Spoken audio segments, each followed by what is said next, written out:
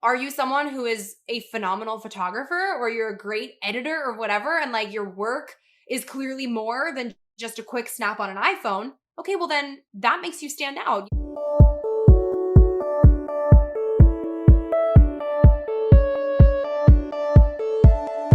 So you want to make an impact. You're thinking about starting a business, sharing your voice.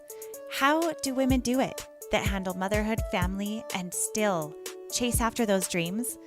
Well, listen each week as we dive into the stories of women who know. This is Call Me CEO. Welcome back, everyone, to another episode of Call Me CEO. And today I am so thrilled to have my guest with me here today, Erica Ligenza, who is the author of Caffeinate Your Soul, 52 Monday Mantras. She is the blogger of Coming Up Roses and also has the Thrive podcast, which I was recently a guest on. And it was such a pleasure. I am so thrilled that we're speaking again here today. Thank you for coming to the show, Erica.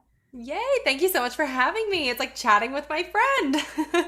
Yeah, we were just saying, we're like, ooh, we should do this more. It's like, this is really fun for us. Now, Erica and I originally met, although we didn't know it, at a Disney event a couple of years ago. I think she and I both, and I'm speaking for us together, we have a lot in common. We like to be involved in a lot of things. We also are moms and have been in the influencer world for a while. So we're going to talk about how she got started in that, and then also how that developed into building a brand as a blogger, as well as working with businesses. So I think that this conversation can be really interesting for those who are thinking about becoming content creators, and then also who are brands and are listening and thinking, okay, what are best tools and ideas for working with influencers? So let's get going into that. Erica, talk to me a little bit about how you became a content creator / blogger and then developed more of a brand yourself. Sure. Well, I became a blogger back before the whole term influencer was really a thing, before influencer marketing was a thing. Like, we're like the OG people where like I started my blog because I wanted a creative outlet, and there were people on the internet going, "Oh, you could document your thoughts online and you could have this thing." And I didn't even know you could own your own website at that point because it was so long ago. So I started a blog literally because I wanted a creative hobby while I was in college. And at the time I had been writing for an on-campus fashion magazine. Long story short, did not like the editing process. It was student edited and just like not as professional as I was hoping for. And I got the vibe that my work was turning into something basically unrecognizable by the time it went to print. And that just felt really disingenuous and not fun. And it was taking away my love of writing and my own sense of creativity. So I was like, you know what? I'm going to start something that is entirely my own, that I have control over, where I call the shots. And that's what I did. So started my blog back in 2013, and at the time it was really just kind of inspirational content with like the occasional fashion piece. So it was really nothing extraordinary, but I fell in love with it. So kept doing it, went from posting 1 time a week to 3 times a week, started increasing what kinds of topics I was sharing. So it became inspiration and then fashion and beauty and then as I started learning about the business behind it, I started dabbling in sharing that information as well, and eventually monetized it. Fast forward to about to graduate college, and was at the point where I thought, you know what? I feel like if I had full-time time, I could make a full-time income. So I ended up going straight into doing this as my full-time job after graduation and taking the plunge. And I guess it paid off because here we are like 7 years later and I'm still doing it. So thank God that worked out. Yeah. And then after that, I ended up creating my course, BossPitch, to teach other content creators how to do the same sort of thing. And then came the podcast. And then 2 years after that came my book. So it's kind of just been like this ongoing evolution of personal brand, I guess, and just this really fun journey that I just feel really fortunate to be on. That is such a fun and very similar experience to mine. However, we started our blogs almost at the exact same time, but I was already doing the mom thing. Yeah. So, but what I'm curious about is when you were first monetizing, what was it where you crossed over and you're like, oh, I can make money from this? What was it? Were you working with a brand? Were you selling ad space in your sidebar? Like, what was it that kind of gave you that first nudge?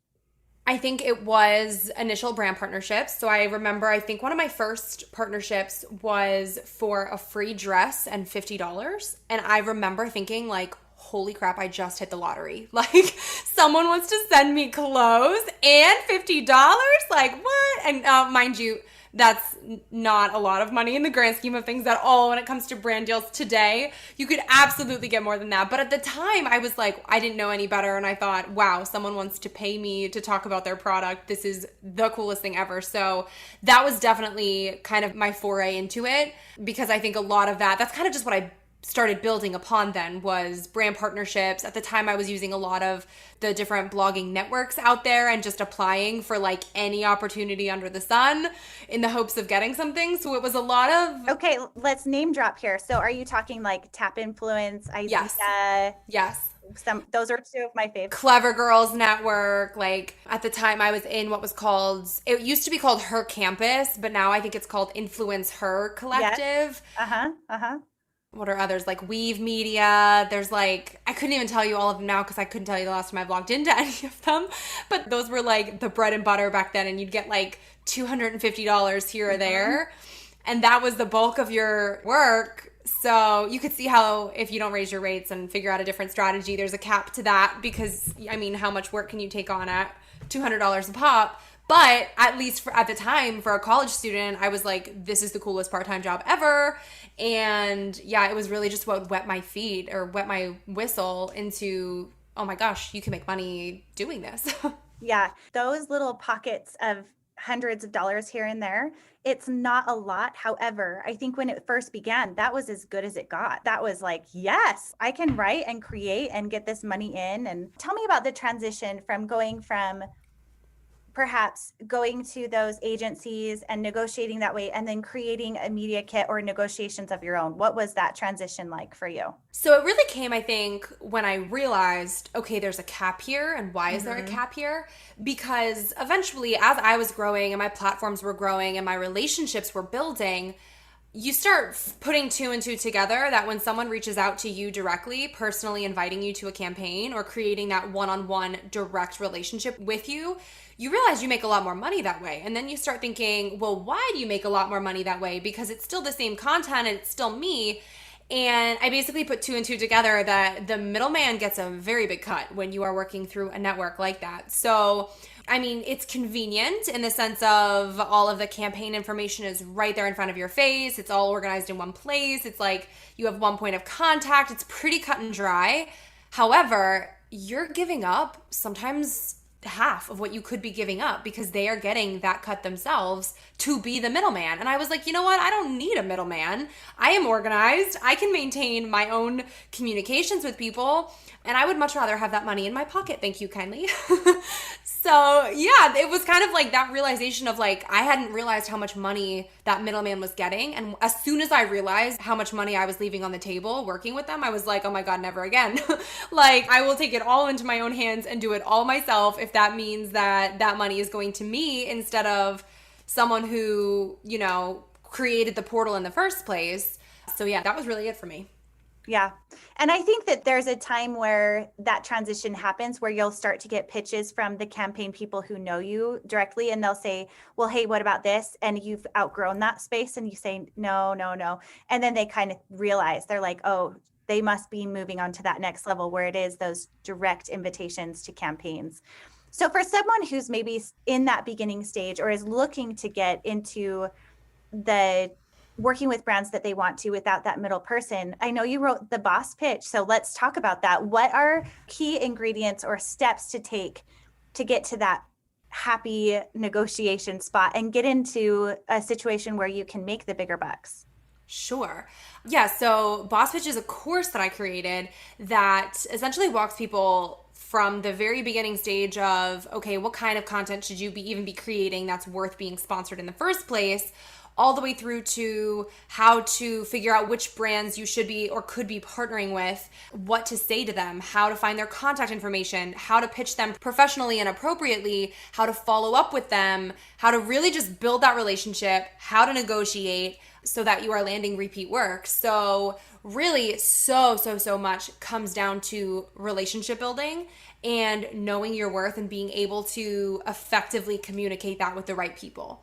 So like first things first, right off the bat, you kind of have to know what you bring to the table that's different from everyone else and their mother that's on Instagram right now. So you have to be able to say to someone like, hey, this is who I am. And what I would say is even more important than that is this is who my audience is. This is why they are similar and in alignment with who you're trying to target with your product, with your service, with your messaging, and connect those dots for them, because that's what they really care about. They're marketers. They're looking at it going, okay, I see Camille's audience. Why should I hire Camille to create content about me for her audience? It's because your audience has to be in alignment with what they're looking for in their audience. So really being able to tell them like, here's the alignment I see here and why. Bonus points if there's a really good personal story that you can tell them, you know, like a product you've been using for years, or like your first introduction to a specific industry, or just like something that was really meaningful to you and your story and your family. Because I think we all know when we see something on Instagram that feels a little bit less than authentic, and people really like seeing something that feels real and something that is real. So being able to turn that into something that you're sharing with the brand is, I think, basically step one before you're even thinking about dollars, anything like that. Really being able to build off of this is who I am, this is who my audience is, this is why this is a good match, and kind of going from there to make sure it's a good mutual fit. Do you think that it's hard right now for people to make partnerships for blog posts more than it is for social media, like Instagram and TikTok and everything else? Yeah. Yes, which is a huge bummer to me because my blog is my bread and butter, and I'm someone that just so strongly believes in the long-term value of that ongoing, that evergreen content with that ongoing potential on Google search or on Pinterest, that long-term ROI. And I'm telling people that all the time, like they end up paying more for content that lives 24 hours on a newsfeed and then you just gets lost in the algorithm abyss. And I think a lot of times you're met with marketers who don't actually necessarily fully understand the industry, the market, the algorithms. Like we're doing this every single day. We know how these algorithms work. We freak out the second some statistic seems slightly off from our norm. So like we are eating and breathing and sleeping this stuff. And then you have some marketers who I don't think it's necessarily it might not be the entirety of their job, you know, like influencer marketing might just be another thing on their to-do list. And they're not as in it as we are. So I think it really helps too to be able to strategically explain to brands, like, listen, what are your goals? Like, let me give you some recommendations based on your goals with what platforms and what types of content I can and should create that will actually help you hit your goals and not just be trendy because you think that everyone should be on TikTok right now, for example, or like whatever the case might be.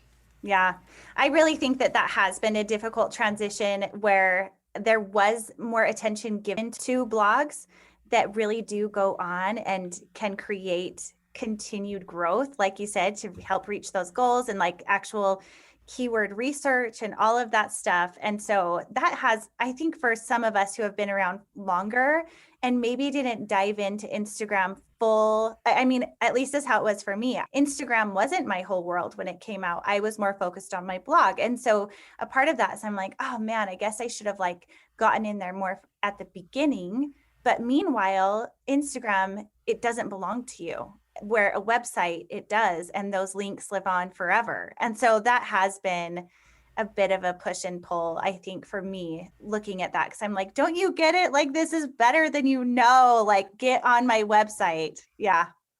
And I also think it's frustrating because we're not paid to be consultants. So it's like, as much as I want to be able to educate everyone and their mother as like, and scream it from the rooftops why one's important over the other, I also had to catch myself at one point because I was spending so much time on these like nice, long, thorough, thought out emails telling people how to do their job better. And I was like, you know what? They went to school, like they have an education. They have an employer who could and should be maybe, you know, training them or focusing on professional development. So why am I sitting here on my dime telling them how to be better at their job. Like, it's kind of, I'm sure you could probably agree with that. It's kind of like a frustrating part of the space when you're dealing with people who don't necessarily on the same page or reading from the same guidebook as to like how the heck this whole industry works. Really kind of like a figure it out as you go field and hope that you find some good fits along the way. Let's talk about pricing a little bit with sponsored packages for social media and blog posts. How do you put your numbers together? Because this is something I get asked about a lot, is who says the fee first? And then also, how is that negotiated? What has been your experience with that? So technically in the world of negotiating, there's this rule that whoever speaks first loses. I do not necessarily think that that is the case, because when you have something like this, it's like we don't necessarily have endless negotiating potential, simply because there has to be some sort of standard that you're holding yourself to. Because if you're telling one person one day that you're $1,000 and then the next day you're like, oh, I think I can get $5,000 for the same thing from this next person, you don't know the relationship between those two people. If they talk and they get wind of that, well, you just lost all credibility as an honest person because you're like swindling people. So I think that there's kind of like a gray space of wiggle room, so to speak, where you have your base rates, you build off of that, and then you build off of that a little bit more with some negotiable wiggle room that might be what fluctuates depending on the full scope of the contract. So, I mean, you'll hear it said $100 for every 10,000 followers. That's BS. That is so minuscule because that does not take into account all of the time that it takes to build a reputable and real platform with real people, to create content for free. So that's kind of like your absolute bare minimum. Like your rate should be absolutely no less than that regardless.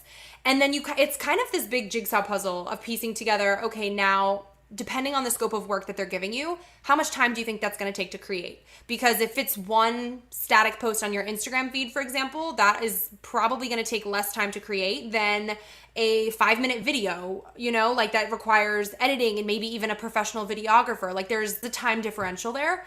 And then you want to take into account like cost of materials or cost of anyone that maybe you're hiring to work with to help you bring something to life. You have to take into account things like exclusivity. If a brand is telling you you cannot work with any of their partners on a dedicated list for a specific period of time, you have to take into account content usage rights. If someone wants to use your content and either whitelist that on social media, meaning they're putting money behind that to boost it, where it appears like it's coming from your account but is actually a paid for ad by them. Or just they might want to buy your content to use in their own marketing. They might want to put it on their website or in an email blast to their subscribers, even on a billboard or on product packaging. Like there's so much wiggle room with all of that because there just is. That all varies. Each one of those things has a different price tag associated with it. And it can change with the amount of time that someone is working with you or, you know, the actual means that the medium that it's on, whether it's digital, whether it's print, all of that. So unfortunately, there's not one set formula. There's always a little bit of wiggle room that comes with that. But in terms of, I don't think you have to be the last one to speak up. I think that there's an easy way to kind of get around that is kind of saying, well, my rates, whatever they're asking for, you could say, well, my rates for that sort of package start at X. And then you can ask, can you let me know the full scope of this partnership? Is there exclusivity involved? Are there content usage rights involved? Happy to provide an updated quote from there that's more accurate based on the exact scope of work that you're looking for. So something like that is kind of like, I think, an easy way to give them something to see if you're even in the same ballpark. Give them a range. You could be like, it starts at this. So if you can't even hit that number, it's not going to work right now. But then you're also not boxing yourself into one specific number where they can then throw that into a contract along with a bunch of other legal jargon in the hopes that you miss it, yeah. Which they do a lot, unfortunately. All the time. So it kind of gives you that wiggle room where if they come back and they're like, actually, we want extra things and we want exclusivity and we want it done in 2 days, you could be Right. like, whoa, buddy, like that actually costs more. And it doesn't feel as much, it doesn't feel like you're going back on your word or like it's this crazy jump, because you could say, well, hey, I said it starts at that. And like there are obviously other factors that influence a rate. So that's kind of how I approach it. Yeah, that's really good advice. What would you say your favorite partnerships have been? Can you think of a couple where you're like, this was awesome? And then why? Like, what made them so good? You and I both know, I don't know if we're actually allowed to say this, but like Disney doesn't pay us to like go on those trips or anything. So I think though what is so magical about them, besides the fact that it's Disney and Disney is magical, is you are just treated so well and so respectfully when you work with the Disney team.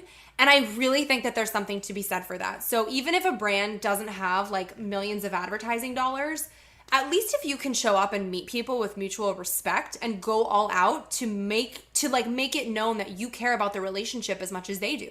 Because if you think about it, like, it's Disney World. They, if they wanted to, could be a bunch of like pretentious pricks to all of us and literally say, well, we're Disney, so bow down. And like, and chances are everyone would bow down and be like, you're Disney, I'll do whatever you want me to do. But they don't. It's the kindest group of people. They are so respectful, and it's truly the best. So it's like, I think that really takes that above and beyond, because you're humbled at the fact that Disney is treating you like you're a big deal, and you're like, whoa, like, this is not, you're the big deal here. Like, it's just, I think something like that just really stated enough, like how valued something like that is in the grand scheme of things. And actually, come to think of it, probably a lot of my favorite partnerships, that is the underlying theme. Not necessarily a matter of a number on a paycheck at the end of the day, but it's truly feeling like a valued partner and like a valued part of their marketing plan. Like, they're not just using you to get to your Instagram audience or something like that, because Lord knows we've all been there where someone doesn't actually care about building a relationship with you. They're just like, tell me how many impressions you're going to bring me, and I don't really care about the rest, and it just feels so impersonal and a means to an end. So yeah. Yeah, I agree. And one thing that I really like about Disney as well is that they invest in their creators. They want to educate and support their creators, which I think is really unique. And I think that is really rare, where they've brought in experts from Facebook or Instagram and taught us about how to better engage with our audiences, or here are the new creators creating on TikTok, and this is what's happening with that. Like, that was, I don't know. I think that there's just really unique experiences that they can bring in. And of course, they're Disney, so they have access to a lot of things that other companies don't. But underlying with all of that, if you're a company that's listening and you're thinking, how could I really create that experience? I'm not Disney. I would just say, imagine how you can treat that influencer like a person that you care about. I mean, period. It's that relationship, just like you said. Yeah. And that really does show through. So I appreciate you saying that. For people who are not Disney, I mean, there's been times where we've just gotten like a random box in the mail and it just had something with like a note about my daughter or like something fun for the family. Yeah. And it's like, obviously not everybody has the budget to do big press boxes or gifting or anything like that, but it really was just a caring note to like show that someone cared. I mean, yeah. I've had people that just have shot me a text or an email, no sort of like gifting or strings attached, anything in there, where someone was just kind of checking in and asking something personal, showing that they actually care about me as a partner and collaborator and know a little bit about me. The same way that I try to reach out to brands and ask if I know anything about them. I want to know that too. I want to know how it's been at their job, or if they just got married, or if they just had a kid, or whatever the case might be. So it's just kind of taking it one step further in an actual relationship where it's not just transactional, and it's not just, okay, I'm just gonna, you do this, I do this, sign it off, great. But it's really building on something that has the potential to be more than that. What would you suggest for someone who's listening on the other side of things and is really struggling right now with Instagram and lower engagement and feeling burnt out, and that whatever they're doing isn't working? What would you say to that person? Well, you're not alone. Yeah. I think that a lot of us, if not all of us, are in that same boat. If you're feeling burnt out, take a step back. Instagram is not life. There's way more to life, and there's way more to content creation. It's not the only platform out there, and your eggs should not be all in that basket anyway. So it's okay to take a step back, take a breather, reassess, re-strategize. The world will not end if you do not post on your Instagram feed tomorrow. It's okay. So that right off the bat, I think it's really important to know where you shine outside of numbers only. And I say that because especially now, and maybe you've seen this too since we started around the same time, like so many people are now on Instagram or wanting to be an influencer. Like it's like this magical term. And unfortunately, I think with that, the dark side of it is there's people cheating their way to the top. There's people buying fake followers or fake engagement because they think that that's what brands want. So brands are making it just about numbers. People are responding to that and maybe not doing it the most ethically to also make it all about numbers. So I think if you just remove that entirely and you can speak to why you shine without numbers even being a thing, then that is really valuable because there's always going to be someone with a better engagement rate than you, more followers than you, whatever.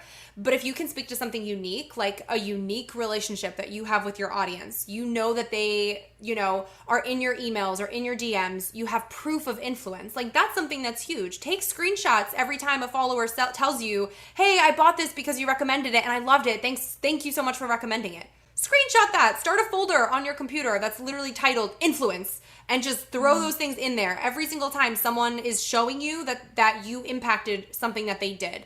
Because not everybody has that. So someone might have, a 5% engagement rate, but are they real people or are they bots? Because if they're not real people, then they don't have those receipts that you do about people actually taking action because of them. So maybe it's the actual quality of the content that you're creating. Like, this Instagram, even though now it's going more video, it started off as a photo sharing platform and it was really great for photographers or aspiring artists or whatever. So like, are you someone who is a phenomenal photographer or you're a great editor or whatever and like your work is clearly more than just a quick snap on an iPhone? Okay, well then that makes you stand out, like that's a really good thing. Now brands might want to use you for getting usage rights of content. So maybe your engagement rate isn't great and maybe they don't want you to be influencing your audience with it and paying you to share it on your platforms. Maybe they'll pay you though so that they can share it on their platforms and use it because it's this beautiful ad-worthy piece of content.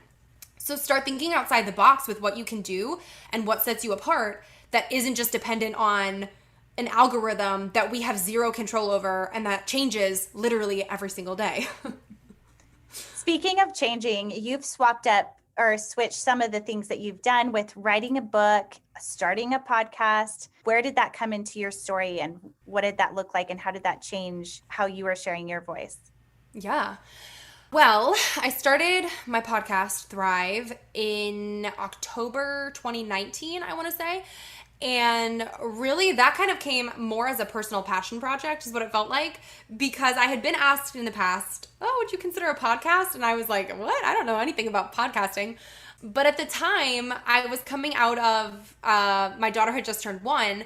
And the first year of her life was like kind of crazy, kind of tumultuous. Long story short, she was born 2 months early, had spent 73 days in the NICU, like had a feeding tube for 6 months. So like newborn life was not really blissful for us. It was kind of like traumatizing in a lot of ways.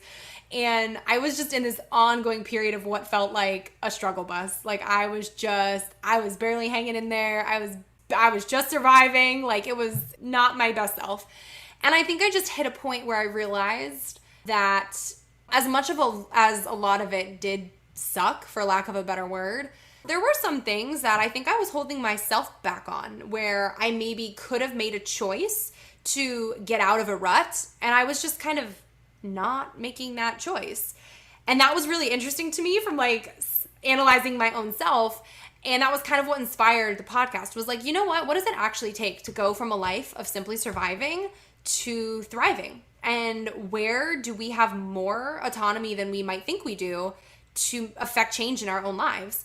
So I started that with zero intention of monetizing it. It was really just like, you know what? I want to be able to talk to incredible people and hear incredible stories and share that with other people. If others are in the same boat as me, feeling like they are stuck in a rut and maybe know somewhere deep down that they can get themselves out, or maybe just want other tools or practical tips to make everyday life a little bit easier or a little bit more fun, whatever. So yeah, that's how that started. And then in the process, I always had wanted to write a book because that just was awesome. I've always loved writing.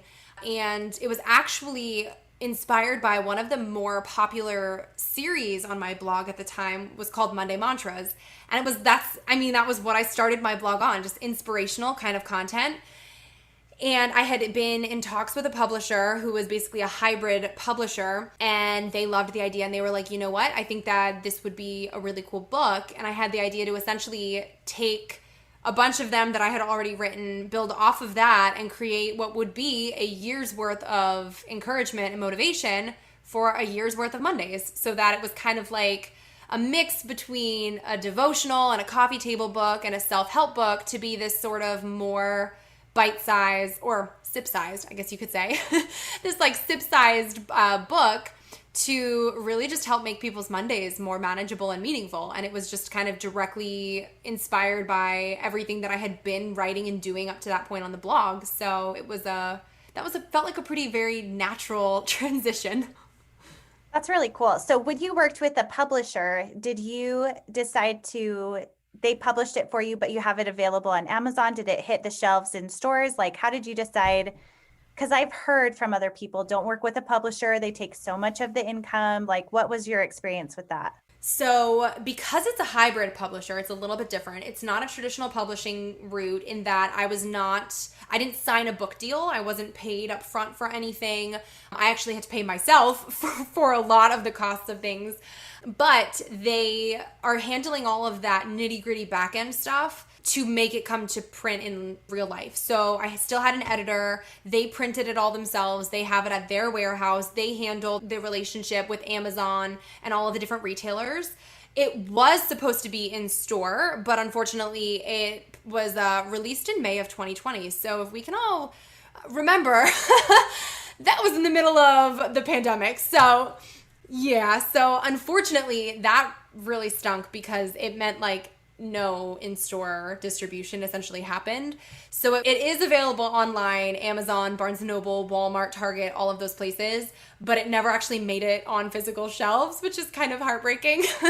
But at this point, it was almost too much of a hassle to try to fight it because they weren't like going back in time and going, let's get everybody on the shelves. I think they were hit too because of the pandemic and everything. Right. So they basically said to me, like, if you want to reach out to like local Barnes & Nobles or something and try to get it on shelves, go for it. And I'm like, well, realistically, I didn't really think that had a whole lot of potential if I didn't already have a relationship somewhere. And I certainly don't have like Target's distribution phone number on my speed dial or anything to be like, hey, I got a book for your shelves everywhere. So yeah, I don't necessarily think it will happen at this point, which is a bummer, but like it's okay because it's living. But you're an author. That's amazing. Yeah, like it's living its best life on. It sounds amazing. I'm going to check it out for sure. I just found out today that you had a book, so otherwise I would have ordered it before, but we will have that link in the notes below. And I wanted to talk a little bit about the podcast. I haven't been podcasting as long as you have. Is that something where you have brought in sponsorships for that? And what do you feel like it was similar to getting sponsors on your blog and on Instagram, or how has that been for you with that? So total transparency, I have not done many podcast ads. Also, I think a lot of people don't necessarily know that I have a podcast. So that could totally impact things. I have found that it is pretty different, especially because there's no publicly available data on podcasts. So besides what someone can see on, like Apple Podcasts with how many ratings you have or reviews you have, that might give some sort of indication of how popular a show is, but really they don't have access to data. So unless people are very intentionally targeting podcast listeners, I don't think it's necessarily this as widespread of an ask for brands. The few times that it has been something that people have asked for, they've wanted to know, okay, what sort of download data, what sort of download stats do you have? Who's your audience? But otherwise, there's actually not much more data than that can have. So I think it's kind of more of a niche thing depending on who the brand is and who the podcast is. And from what I've heard, I feel like I've only heard podcast ads myself on bigger shows where people know, okay, this is like a really popular show. Let's put an ad here. So Yeah, it's kind of on I'm open to it. It's on my list, but I'm not actively pursuing it myself at this point. So we'll see how it unfolds. Okay, let's go into TikTok a little bit. Has that been something that you have gone into as far as like pivoting and doing more video? Are you getting into TikTok at all? So I was one of those people that downloaded TikTok in March of 2020, along with like the rest of the world. And I, to be completely honest, kind of downloaded it as a joke because there was no way. I was like, I feel old on this platform. Like, I was not downloading this thinking I'm going to go shake my booty and make some money with brands. Like, absolutely not. I was like, this is going to be my fun, personal platform that brands will never see and that will never have the light of day. So, like, now that it's a thing for brands to ask that, there's a part of me that's like, oh no, like this is not my best content. Like, please don't look at it. But I mean, it is super fun. I don't necessarily know if I'm pivoting too much there, simply because, I mean, honestly, my content there has been so different, or feels, at least to me, so different than what I've put on my other channels, that if a brand asks for TikTok, I try to convince them out of it. I'm like, can you do Instagram Reels instead? Because like Reels is very similar, obviously. And at least on Instagram, it's kind of, I know my brand and my vibe and my audience and all of that. TikTok, I'm like, yikes, man, that kind of runs the gamut for me right now. Like, really super hit or miss. I mean, like, for example, did you happen to see the video that was going viral about the word chuggy and Gen Z and how like chuggy is a thing? I did not hear chuggy. Okay, well, I mean, God bless, because what a weird word it is. But long story short, this dude came out and made this TikTok like with commentary on the word chuggy, because apparently he said that Gen Z coined this term about millennials and how like so much of the things that we know and love and are beloved to us are not cool. So this video came to my attention because, you'll appreciate this, the last blip in his video was saying that adults at Disney are chuggy. And did he not use, this is the best part, he used a picture of me at Disney World that he found on Google as the example of a chuggy adult at Disney World. And I was like, oh my God. And of course this video went viral. So I'm like, great, this is my big break. I'm chuggy. So I don't even remember what it's called. This is how TikTok, how not proficient I am. I made like the remix sort of thing where like you're commenting back on what they're doing. I don't even remember what it's called, but I basically leaned into it myself and like proved how chuggy I really am. And then I got like 200,000 views on it or something. So I was like, all right, there we go. We can make fun of me on TikTok and that works. But like, that's not sponsorable at all. So stuff like that. I did gain a few from it. I did it just to be funny because I was like, what the heck are the chances that like this viral video happened to have my picture in it? I don't even know if everybody caught it because it was so quick at the end and like I poked fun at it, but I don't know how many people really registered like, wait, it's the same girl. So for me, it was more so just funny because I was like, wow, I made it into a viral video making fun of me. I mean, you've made it. That's as much as you can make it on TikTok, in my opinion. For sure. And then there were a bunch of Gen Zers like, chuggy's not a thing. Like, we didn't create that. I'm like, I don't care who created it. It's a dumb word. No one should have created it in the first place. But like, hey, I got my moment of fame here. So I'm going to soak it in. That's awesome. Well, moving forward, do you think that this boss pitch coaching, is that kind of what you're leaning more into with your next steps? Like, tell me, what do your next steps look like? And also, this is a totally different question and direction, but how do you see motherhood changing your focus and direction and what you want to achieve in the future? Whoa, big question. So basically, I am relaunching Boss Pitch course in the fall, which is exciting. I kind of like how I have all of these different buckets because that's very much my personality. So I will never be someone that like takes only one of my buckets and runs with it. I kind of always plan on having them all there at the same time. My blog, my podcast, my course. Really the only thing that's not something that's a constant there now is the book because it's already published. So if I'm fortunate enough to maybe land a book deal, let's put it out there in the universe, then that would be incredible. But like, I don't have that right now. So yeah, I'm definitely still pursuing it, definitely still working on it. I actually just created a bunch of updates and a bunch of additional content for it. So that's exciting because at least it'll feel like a true relaunch of it when it happens, which is exciting to me. And really, that kind of ties directly into how things might change, with motherhood, because something that I learned the hard way was the importance of having as much passive income as possible when you are a mom. And obviously something like a brand partnership is not at all passive because you're hands-on the entire process, creating, publishing, promoting, like just the whole 9 yards. It's very much you are hands-on with it if you want it to succeed. So my long-term hope is really to make my course something that is more passive, something that traffic can kind of continuously be going to, where students have the opportunity to enroll whenever and have that be something that kind of effortlessly works into, our family. And if we end up having another one or whatever God has in store, just that it's something that kind of is always there and always able to be a piece of the puzzle, regardless of regardless of how hands-on I can be at any given point in time. So we shall see. For you, as well as for me and anyone else that's listening, that there are so many opportunities to create passive income. And if you can do that as a mom or anyone who is an entrepreneur, like that's money. Like that's my goal, is so that I can provide value for others and then also be present, and living my life in the moment. Like what an awesome life. Absolutely. And I mean, totally. And it's something too, I think people hear passive income and think that it's a cakewalk. It's not. Once it's there and working passively, it's definitely easier, but you still have a lot of legwork that you kind of have to put in to bring it to life in the beginning. But I think it's also cool because they say the average millionaire has 7 income streams. So I think it's just really important to have multiple income streams and to not be afraid of them being diverse, because they all work together to kind of build wealth, so to speak, on the back end for you, whether that's you actively doing something or whether it's making money while you sleep, because hey, that sounds pretty fun. Yeah.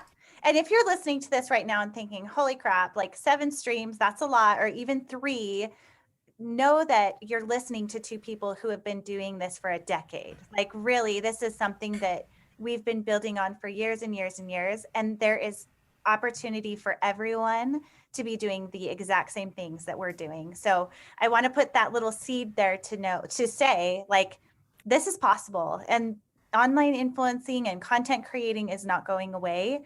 I think it's really at its infancy. So, and to point out, just in case anyone is confused, the income streams doesn't mean that every single thing that we're doing, each of those is an income stream, but there's income streams within that too. So like for our blogs, sponsored partnerships with brands is one income stream, but then affiliate income is another income stream, or having ads on your website is another income stream. So there's income streams within one thing. It doesn't mean that you have to go and all of a sudden launch a blog and a product and a course and whatever. Like you totally can, but like Camille just said, like we've been doing this for 10 years. So don't feel like you need to jump and do that right away. You can have one thing and have multiple income streams within that one thing too. Yeah.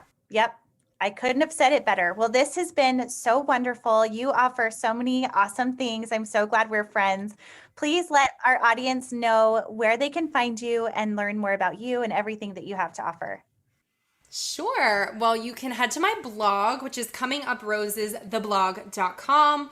I have all of my links to everything all on there, or you can find me on Instagram at Erica Ligenza, EricaLigenza. Awesome. Well, thank you so much. This has been so great. I can't wait till we get to talk again. And hopefully, fingers crossed, it's with Disney. Oh my goodness. Could you imagine? Let's put it out there right now.